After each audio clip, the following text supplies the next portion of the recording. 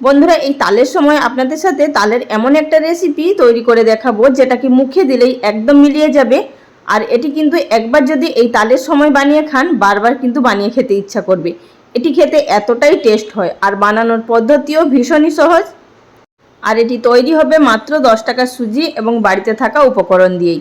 আপনারা দেখেই বুঝতে পারছেন, দেখতে যদি এতটাই লোভনীয় হয় তাহলে খেতে কতটা সুস্বাদু হবে। চলুন আর বেশি কথা না বলে শুরু করা যাক আজকের এই রেসিপি। সবার প্রথমে এখানে একটি বল নিয়ে নিয়েছি, তার মধ্যে দিয়ে দিচ্ছি মেজারিং কাপ মেপে 1.5 কাপ পরিমাণ সুজি। আমি এখানে আমার পরিমাণ অনুযায়ী নিয়েছি, আপনারা আপনাদের পরিমাণ অনুযায়ী সুজিটা নিয়ে নেবেন। 1.5 কাপ সুজির জন্য এখানে আমি 1.25 কাপ তালের পাল্প ব্যবহার করেছি।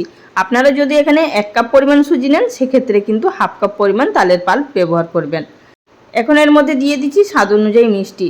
আমি এখানে মিষ্টির পরিমাণটা কমই রাখবো। প্রথমে এখানে 2 টেবিল চামচ পরিমাণ দিয়েছিলাম, তারপরে আরও ছোটো 1 চামচ দিয়ে দিচ্ছি। তো আপনারা যারা একটু মিষ্টি বেশি খেতে পছন্দ করেন সেক্ষেত্রে আপনারা কিন্তু 4 টেবিল চামচ পরিমাণ মিষ্টি দিয়ে দিতে পারেন। যেহেতু পরে আমরা মালাই তৈরি করব, তার মধ্যেও কিন্তু মিষ্টি ব্যবহার করা হবে। আর দিলাম স্বাদ মতো নুন। এবার এর মধ্যে জল দিয়ে ভালোভাবে এটিকে মিশিয়ে নিতে হবে।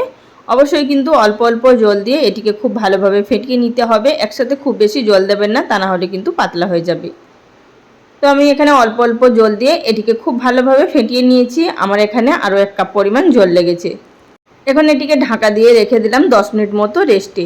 10 মিনিট রেস্টে রেখে দেওয়ার পর দেখতেই পাচ্ছেন এখানে খুব সুন্দরভাবে সুজিটা ফুলে গেছে এবং নরমও হয়ে গেছে।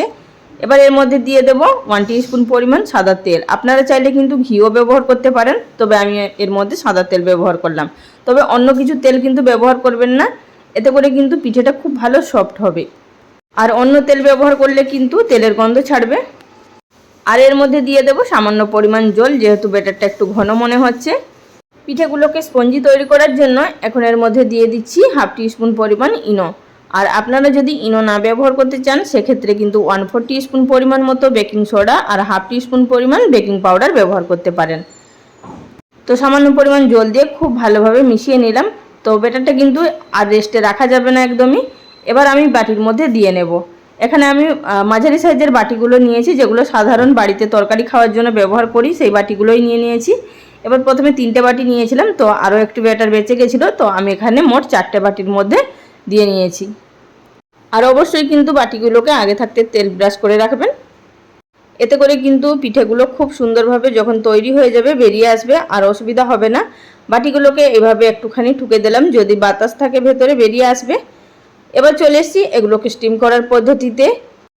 গ্যাস ওভেনের উপরে একটি বড় পাত্রের মধ্যে পরিমাণ মতো জল গরম করতে বসিয়ে দিয়েছি। তার উপরে একটি ছিদ্রযুক্ত থালা রেখে বাটিগুলোকে সাইজ করে বসিয়ে দিয়ে গ্যাসের ফ্লেম হাইতে থাকা অবস্থাতে 10 থেকে 15 মিনিট মতো এগুলোকে ভাপিয়ে নেব। তার মধ্যেই কিন্তু খুব সুন্দরভাবে পিঠেগুলো সেদ্ধ হয়ে যাবে।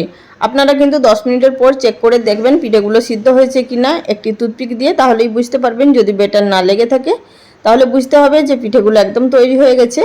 তো আমার এখানে প্রায় 10 থেকে 12 মিনিট পর দেখছি ঢাকাটা তুলে পিঠেগুলো কিন্তু সম্পূর্ণ তৈরি হয়ে গেছে। দেখতেই পাচ্ছেন এখানে পিঠেগুলো কিন্তু সিদ্ধ হয়ে উপরটাও কিন্তু ফাটতে শুরু করেছে। এই পর্যায়ে এগুলোকে নামিয়ে নেব। তো পিঠেগুলোকে আমাদের কিন্তু ঠান্ডা করতে হবে। যতক্ষণে পিঠে ঠান্ডা হচ্ছে ততক্ষণে আমরা মালাইটা তৈরি করে নেব। তার জন্য আমি আগে থাকতে জাল দেওয়া দুধ নিয়ে নিলাম। দেখতেই পাচ্ছেন দুধটা কিন্তু আগে থাকতে জাল দেওয়া, আর অনেকটাই কিন্তু ঘন করে নিয়েছি। সেখান থেকে আমি আধা লিটার দুধ নিয়ে নিলাম, আর তার মধ্যে আমি দিয়ে দিলাম এখানে 100 গ্রাম পরিমাণ গুড়। আর আপনারা যদি চান এখানে কিন্তু চিনিও ব্যবহার করতে পারেন, তবে আমি এখানে গুড়টা ব্যবহার করলাম। গুড় দিয়ে দেওয়ার পর এটিকে খুব ভালোভাবে মিশিয়ে নিতে হবে। আমি আর আলাদা করে এখন আর দুধ ফুটিয়ে নিলাম না, যেহেতু দুধটা অনেকটাই ঘন আছে, পরে আবারও আমরা দুধটাকে ফোটাবো। আর বন্ধুরা, এর সঙ্গেই আমি 2 টেবিল চামচ পরিমাণ তালের পাল্প দিয়ে দিয়েছিলাম। তো ভিডিওটা স্কিপ হয়ে গেছে আপনাদেরকে, আমি তাই বলে দিলাম। আপনারা কিন্তু 2 টেবিল চামচ পরিমাণ তালের পাল্প দিয়ে দেবেন, এতে করে মালের মধ্যেও খুব সুন্দরভাবে তালের ফ্লেভারটা চলে আসবে। এবার আমাদের এই দুধটিকে ফুটিয়ে নিতে হবে আরও 5 থেকে 6 মিনিট মতো, মানে আরও একটু ঘন করে নিতে হবে। আর বন্ধুরা, যারা তালের বিভিন্ন ধরনের রেসিপি দেখতে চান, চ্যানেলে কিন্তু প্রচুর তালের পিঠে, কেক, তালের পায়েস, বিভিন্ন ধরনের রেসিপি আপলোড করা আছে, আপনারা দেখে নিতে পারেন। আশা করছি আপনাদের রেসিপিগুলো ভালো লাগবে। মালাইটা যতক্ষণে ফুটছে ততক্ষণে আমরা যে অপর দিকে পিঠেগুলো তৈরি করে রেখেছিলাম সেই পিঠেগুলোও কিন্তু হালকা ঠান্ডা হয়ে গেছে। এবার পিঠেগুলোকে আমরা ডিমোল্ড করে নেব। তো এইভাবে হাত দিয়ে প্রথমে সাইডগুলো একটু ছাড়িয়ে নিতে হবে, আর বাটিটাকে উল্টো করে দিয়ে হাত দিয়ে এইভাবে একটু ঠুকে দিলেই কিন্তু বেরিয়ে আসবে। আর দেখতেই পাচ্ছেন পিঠেগুলো কতটা দুর্দান্ত হয়েছে, এক একটা যেন পুরো বলের মতো, স্পঞ্জের যে বলগুলো হয় ঠিক সেই রকম তৈরি হয়েছে। পিঠেগুলো এত সুন্দর হয়েছে দেখেই কিন্তু লোভ লাগছে। আর একটা পিঠে আপনাদেরকে আমি ভেঙেও দেখিয়ে দিচ্ছি যে পিঠেগুলো ঠিক ভেতর থেকে কতটা সুন্দরভাবে তৈরি হয়েছে। আপনারা যদি চান কিন্তু শুধু শুধু এইরকমই পিঠেগুলো খেতে পারেন, যদি মালাই তৈরি করে না খেতে চান। আর পিঠেগুলো কিন্তু এভাবে খেলেও খেতে খুব ভালো লাগে। আর চিনির পরিমাণটা তাহলে একটু বেশি দিতে হবে, যেহেতু আমরা মালের মধ্যে দিয়েছি মিষ্টি, তাই পিঠের মধ্যে চিনির পরিমাণটা কম দেওয়া হয়েছে। তো বন্ধুরা এবার দেখুন পিঠেটা কতটা স্পঞ্জি এবং কতটা পারফেক্টভাবে তৈরি হয়েছে। আমার তো এখন ভয়েস দিতেই জিভে জল চলে আসছে, পিঠেগুলো এতটা টেস্টি হয়েছিল।